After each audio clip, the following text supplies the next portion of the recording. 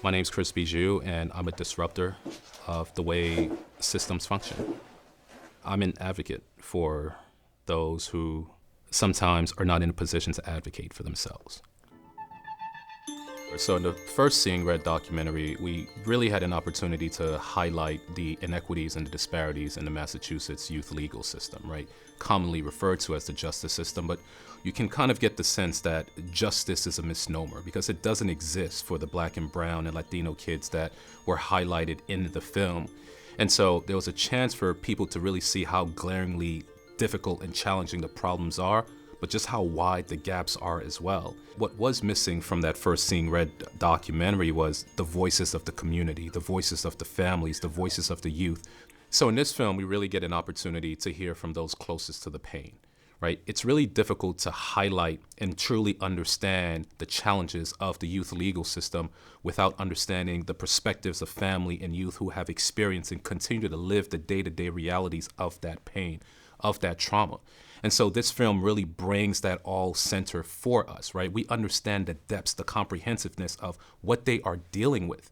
And so through this, through their stories, through their narratives, you get to understand just what life is like for them on a daily basis and just what system involvement truly means. And when you realize that once you're involved in the system, it follows you throughout the rest of your life. And this is an opportunity to really understand that from their voices.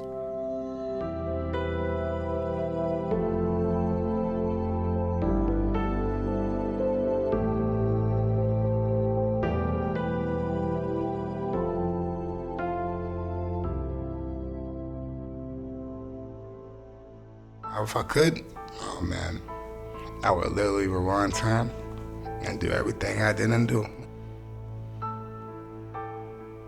Me just knowing that one charge would affect everything I do 10 years from then. Just know what if that's a lot more.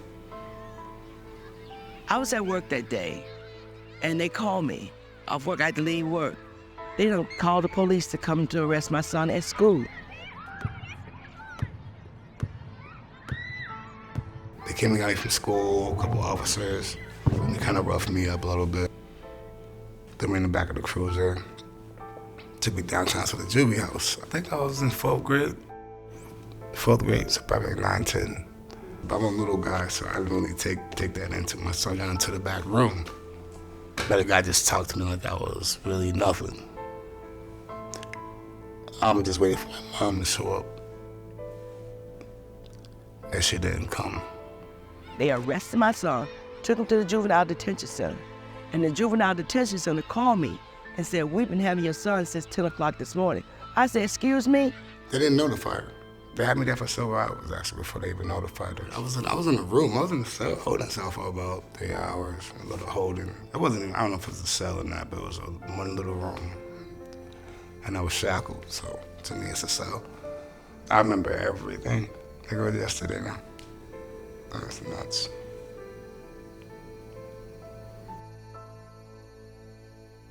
When you're devalued, there's that sense of respect that is stripped away, it's stolen from you. You hear the pain in his voice as he's reliving the story of a childhood incident that has shaped the rest of his life forever. He was 10 years old, you know. Him and a little girl had a little altercation. She kneed him in his balls. Instant reflex, he pushed her back.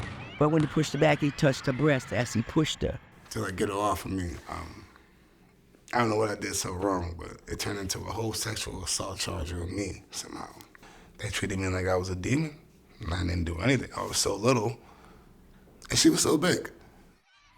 So we went to court, and the judge read off the charges, sexual assault. And I was like, "Excuse me." I said, "My son was defending himself. How is this sexual assault?" I say, "She kneed him, and he just pushed her back." So they changed it to assault and battery. And then the judge found him guilty and said, "You have to take a drug test every month." And we started, I tried to fight it. I couldn't fight it. That made me feel like I wasn't a mother, like I wasn't doing my job, really. That means if you making him take a drug test, I'm not a good mother, and I'm telling you, he don't do drugs. But I fought him, and I lost, but we did it faithfully for 5 years. It wasn't so jolly, but my mom, she put things together. She made it work as a single mother. She moved to the South in Worcester. I went to Southern Middle then, but I was still on steep stipulations. So I couldn't really do much as a kid. But I couldn't really enjoy anything, to be honest. No sports, no extracurricular activities. I couldn't even play flag football, to be honest with you. So I couldn't do much until after that, completed the program. When we really think about it, it wasn't about him per se. It's what they thought about young men like Janasian, right? How he looked, how he talked, who his mother was, where he lived. They assumed they knew everything about him. And because of that, they made a judgment and a determination that not only the police officers were responsible for, but also the judge, who has now altered the course of this man's life forever. When we really think about it, the systems are not abstract things, right? What is the system? It doesn't exist. The system is a collection of people who are in incredibly powerful positions, who make decisions every single day that impacts the lives of human beings. The system was the judge. The system was the law enforcement officer. The system was the teacher. Those were the people with incredibly powerful positions and in positions of privilege that altered the course of Janasian's life. Devaluing him, devaluing his mother. Imagine how that fractures a relationship. Imagine how that fractures a young man's trust in those who are designed to protect him. He took that drug test when he was 15 years old. And every time he took it, he came out negative because he was not doing no drugs. He had mental issues, yes. He needed help with that, but they gave him no help. They just labeled him as a bad child. They didn't care. I was at the school every day for him because they was calling him something going on. Now, if you see this child got these issues going on and there's no problem in the home and the mother is trying, won't you refer that mother to services? You want to know when they tried to get him services? He was 16 years old. They had me in a box, I guess, ever since that day. Ever since that one charge. So I kind of been placed in a box. But I took advantage. So I played basketball, summer league. The coach actually liked me. He'd say, "You're very skillful." So he let me play. He said he can get me on the school team somehow. He was 16 years old. It was too late then. But you want to know why they wanted to give him services then?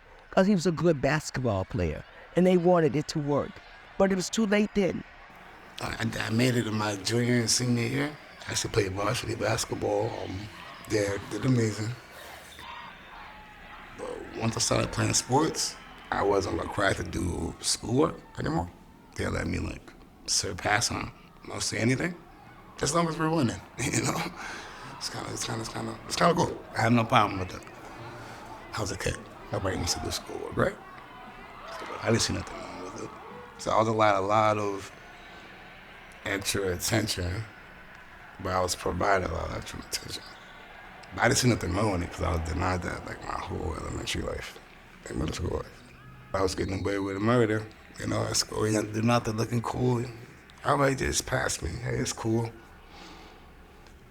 I guess I was the fool. Just let me pass me on through school. Well, after I graduated, got really succeed in college. I was looking for that same hope. It wasn't provided. So I didn't last long in college by myself. He thinks about it constantly. And you hear that reflected in his voice. There's the pain. It was remarkable listening to his story, and at times, you often thought if he was going to burst into tears. Right? He tells you, if I can go back, I would have made so many different decisions. Right? I would have done things differently. And it's really challenging for me when I hear that, because I'm saying to myself, he did what he was supposed to. He was defending himself. His mother was trying to defend him. But those who were in positions of power to protect him made judgments about him, made judgments about her. And they were in a position to protect them, and they did not. But he has to continue living his life, holding on to this pain that he has never healed from.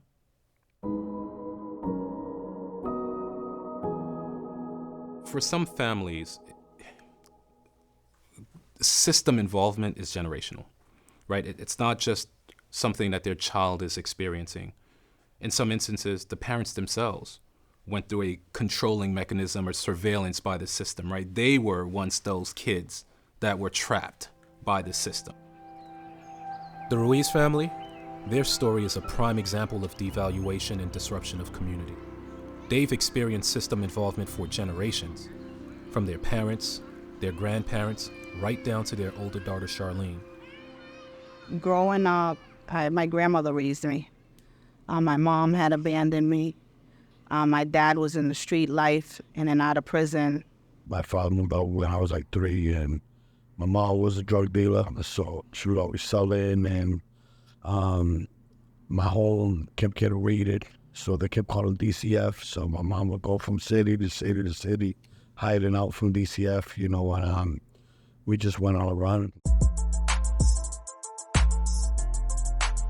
I just grew up in the system where from foster home to foster home. I would last like maybe 10 minutes, and I say, can I go outside? And they let me go outside, and I'll run.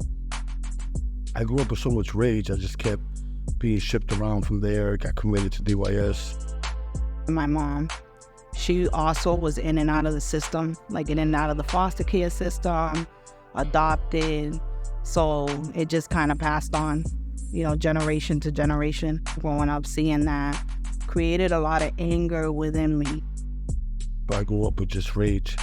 The time I was 12, I got involved with the gangs inside DYS, and that's how it started for me. I just started fighting staff, kept picking up charges, kept getting restrained, and I was just wild, you know, and every time I went in, I come out worse. I blocked my fear with fights and to prove a point, you know, to let people know that I wasn't scared. But deep down inside, I was, because I felt alone. You couldn't really express yourself emotionally. So a lot of that I held inside. There was more stuff going on through my teenage years, and my grandmother couldn't handle it, and I knew she couldn't handle it. So I took it upon myself to tell my social worker to put me in a foster home because my grandmother didn't want me there. And I would just kind of run, you know, in and out of foster homes. When I aged out, it was like, where am I gonna go from here? And they had no answers. They like, I don't know, you're 18, we gotta find somewhere to go. I met Wanda, and I met a girl that was like my version of me. The hurt she's been through, her pain, her anger, her rage, that's what like I fell in love with, you know? Both of us was hurting through our past of what we was going through, and I finally met someone that had just as much as hard as I did, you know? And you normally don't find that in a girl, you know? We just started living our life, moving forward. I got bigger leadership with the gangs, and I got worse. It just kept escalating more and more into that criminal lifestyle. It got to a point where, you know, I ended up losing everything that I loved. I lost my dignity, my soul, my spirit, my kids. I lost it all. I was at the bottom of the barrel. Wanda was trapped in the system and experienced the collateral consequences of system involvement. You never really get to heal from that pain. It becomes chronic, right? You dealt with it. Your kid is dealing with it. We don't know what pain your parents had to deal with or your grandparents had to deal with. And so it's generational. It's not just about the immediate trauma that you're dealing with. It's everything that comes along with it. So there's a chronic sense of devaluation. I wasn't valued. My life wasn't valued. My humanity wasn't valued. And now I'm watching that same devaluation with my kid.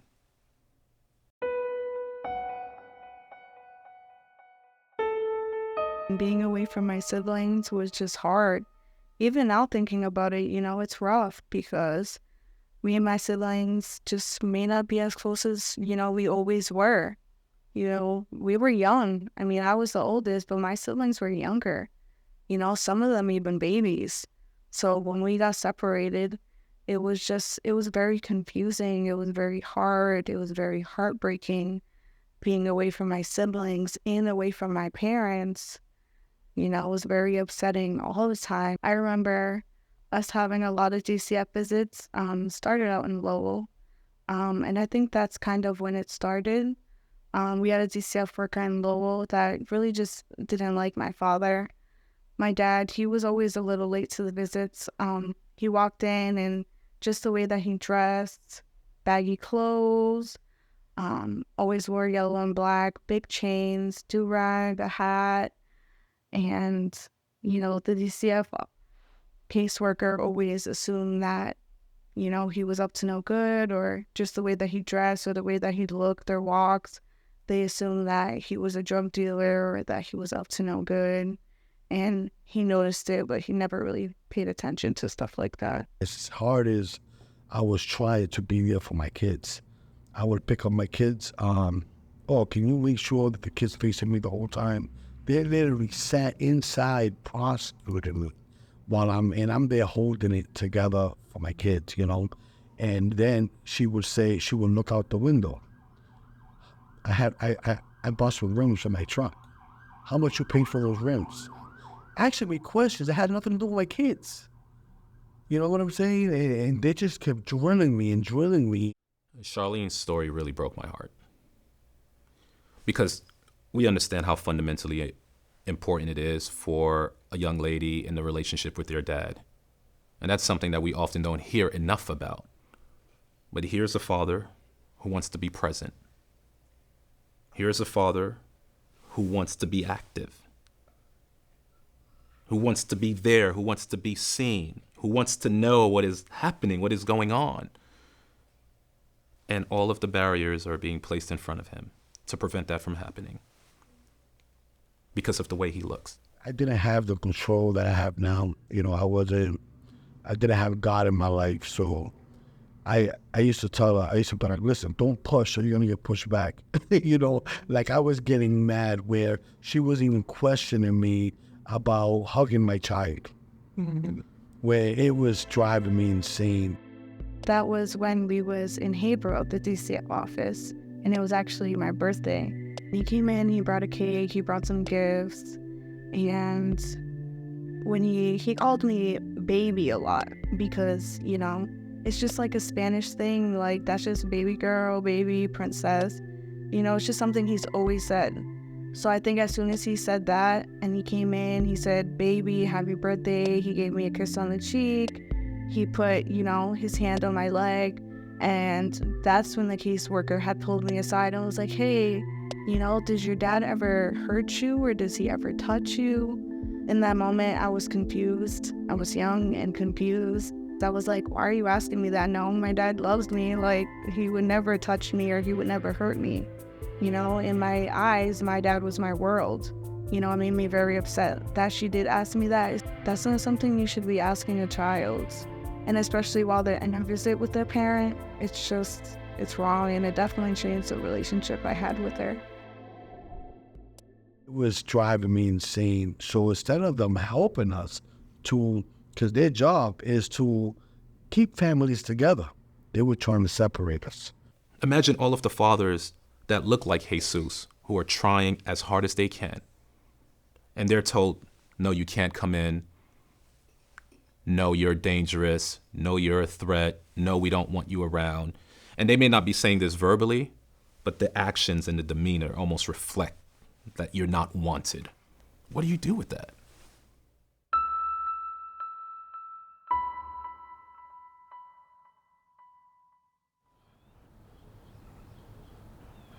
It was July 17, 2017.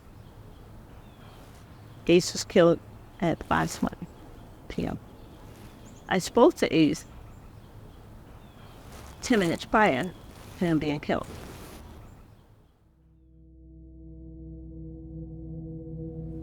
Exactly at 5:20, my phone rang. Auntie Kai, get over to Vesta Road. Ace was just shot. I said, I just spoke to him 10 minutes ago. Auntie, get over to Vesta Road. When I got there, they had the street blocked off. I got to go up just enough where I could see the house. And I see the door ajar a little bit. And then my son's like, Mommy, that's his arm. Seeing his body hanging out, one arm out. It was the arm with the tattoo that was hanging out. And I said, I knew it. And my son looked at me and he said, Mommy, what are you talking about?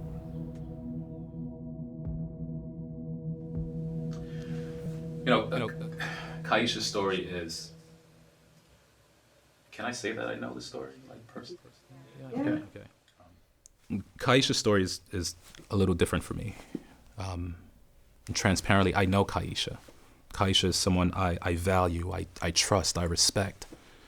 And to see the way that she has to continue to navigate the world, holding on to that disruption of community, that sense of loss, that dehumanization, that devaluation, all of those elements seem to manifest in Kaisha, right? Because when Kaisha lost Ace, there was this, her world came crashing down.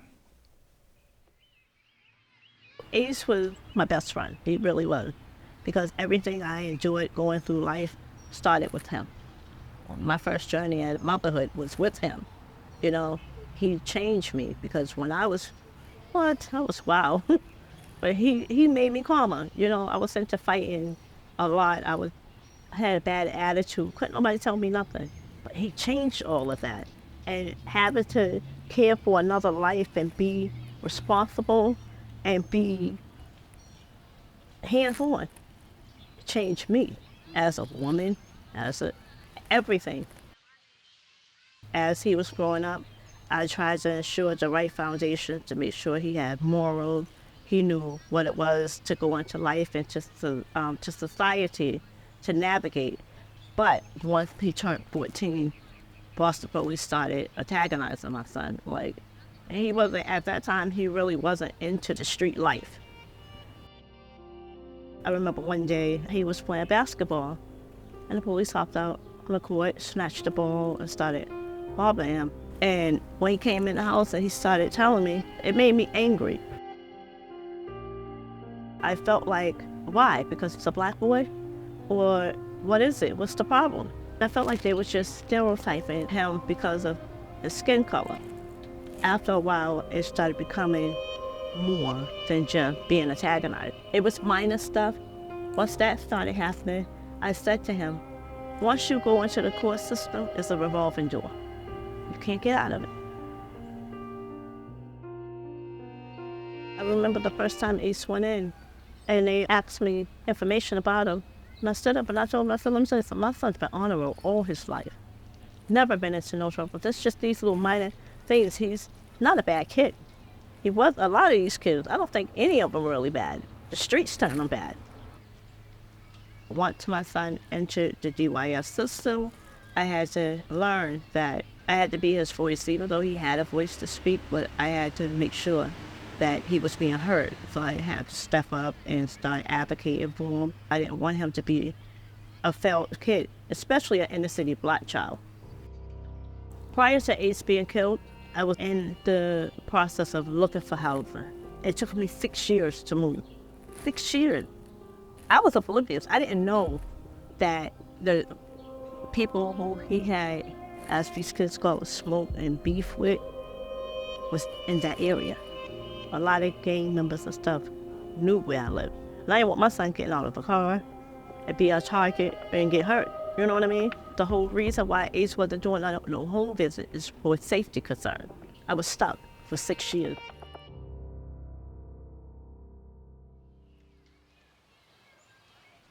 We had Ace's RIT, his last RIT meeting. It's just like the treatment meeting, you know, what's next step. When we had that final meeting, they said, well, Kaisha, Ace been doing everything he's supposed to. We're gonna let him out. Ace looked at me. I looked at Ace. I said, he's not ready. He's not ready to come home. I said, because if you all let him out, I'm gonna bury my son this summer. I'll never forget them words.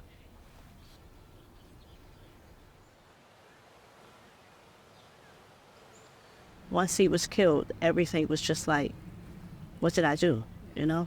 I don't think I fought hard enough for him. Where's the justice at? Where's the justice for my son? Where's the justice for these kids that are out here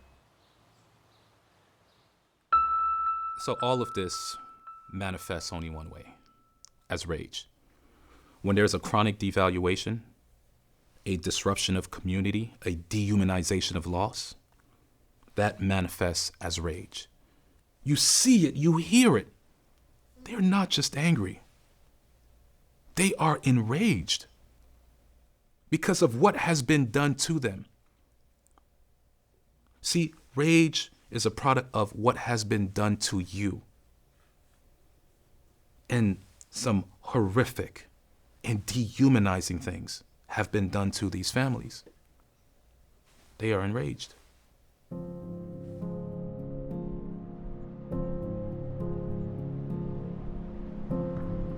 The system is broken.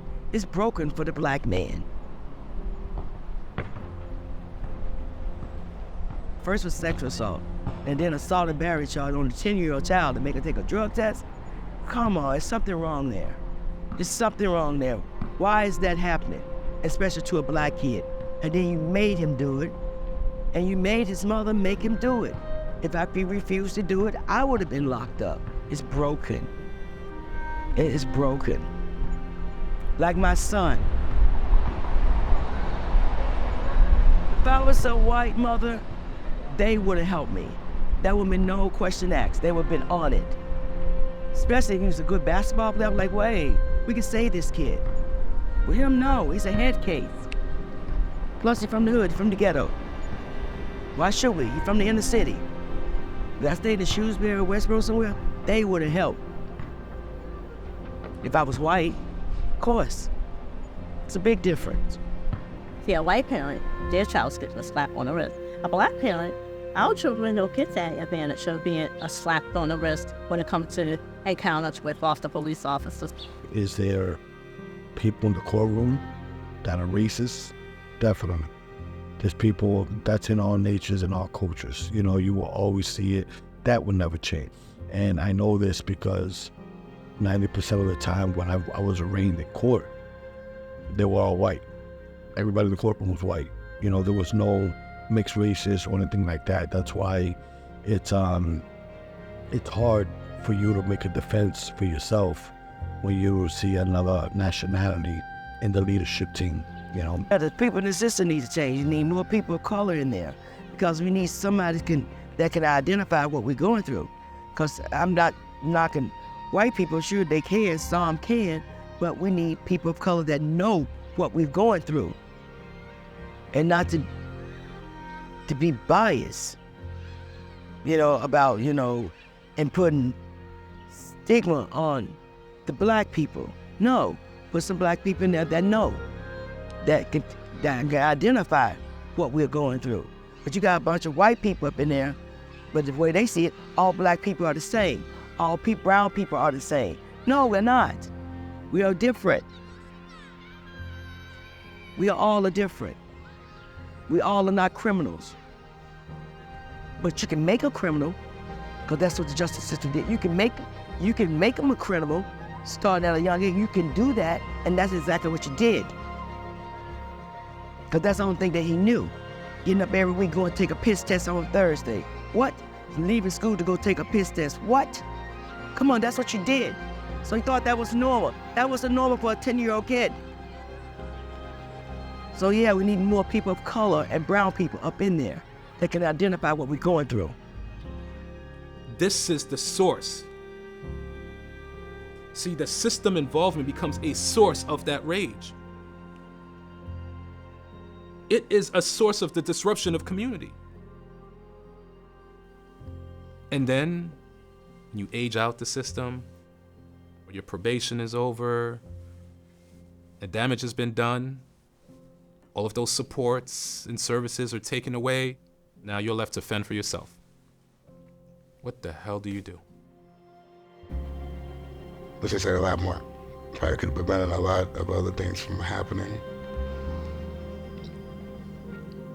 Yeah, what advice can you give to someone in a dark room shackled, so young? How do you overcome that when you haven't learned and been given the time and the space to understand the source of the rage, to understand how to manifest the rage in more constructive ways? How do you heal?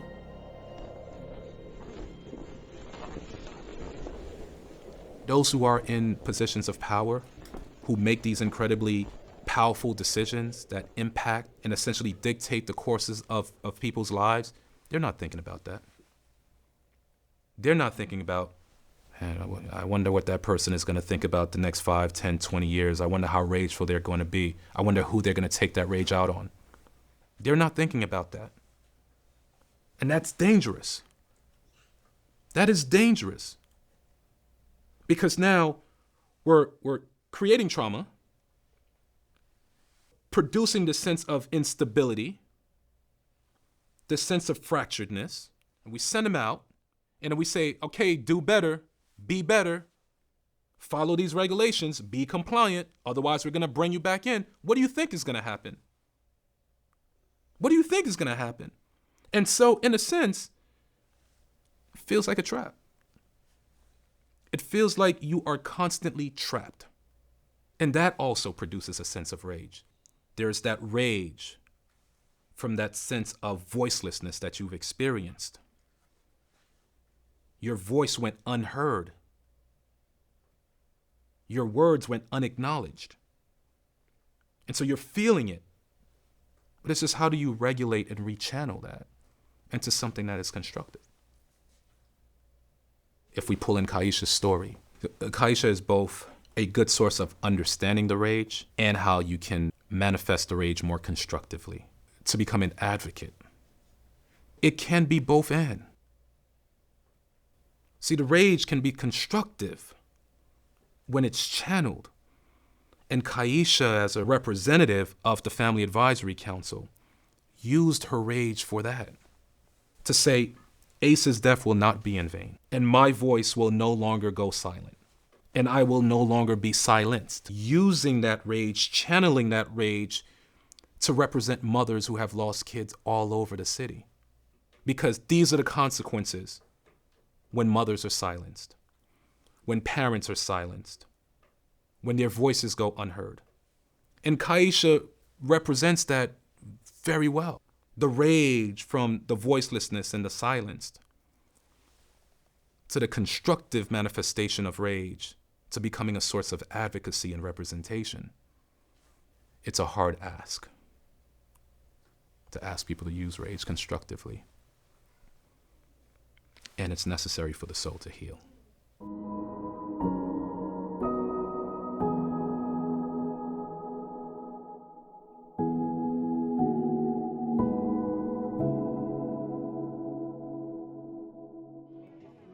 Healing is not impossible. As difficult, as challenging as it seems, Kaisha found a way forward.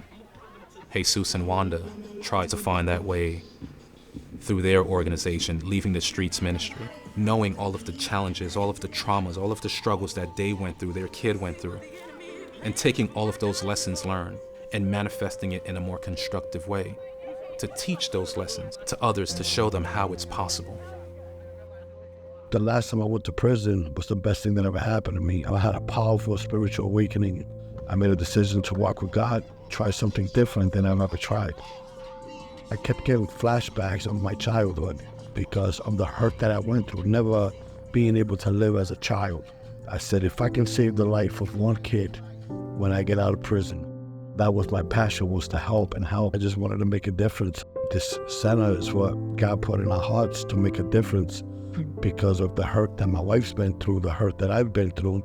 And we was able to reach more youth in this community than anybody else in this community. They're free, just go grab what you need, you know? So it's a blessing on what we're doing, and this is what it's about. It's about the community coming together.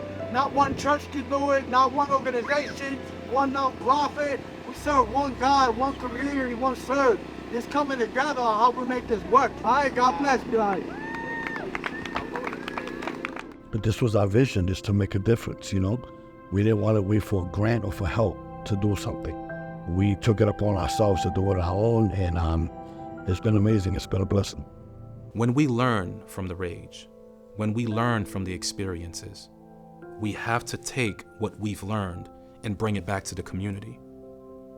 Because otherwise, it creates further disruption.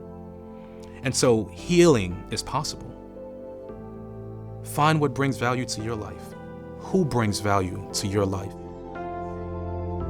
My parents are living proof that these kids will change. These young adults will change.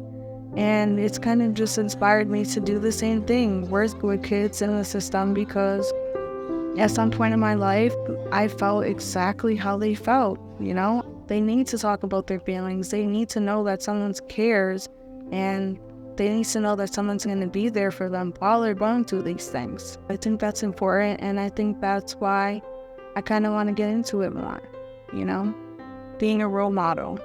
Because at some point, I did those same exact things, and I may regret it now, but what I could do to make up for it is to help kids going through the same thing.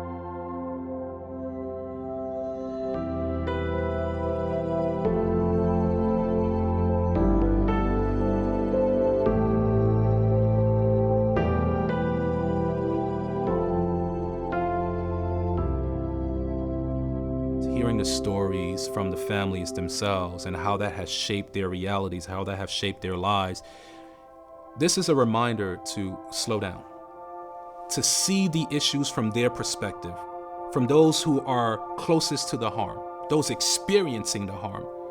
See, when you're watching this, it's not just to say, right now I need to do something. No, when you're watching, it's to slow down and to see the world through their perspective. See how it has changed them, and then feel it differently. When you feel it differently, when you start to see the world as they see the world, experience the world as they experience the world, you do differently. That's only possible if we're acknowledging, we're validating, we're creating that space to hear from them and their perspectives, and not using their experiences and their stories as just some superficial thing to say we did. No, it's to truly listen to what they need, what they want, and prioritize what they're asking for. When you see it as they see it, you prioritize what they're asking for. There's no way to hear the stories of those families and not feel different, not see it differently, before you jump to just trying to do things differently. Above all else, this is a painful reminder to put families and youth first, to see them first, and not just as we want to see them, but see them as they see them, understand them as they understand them. Start there.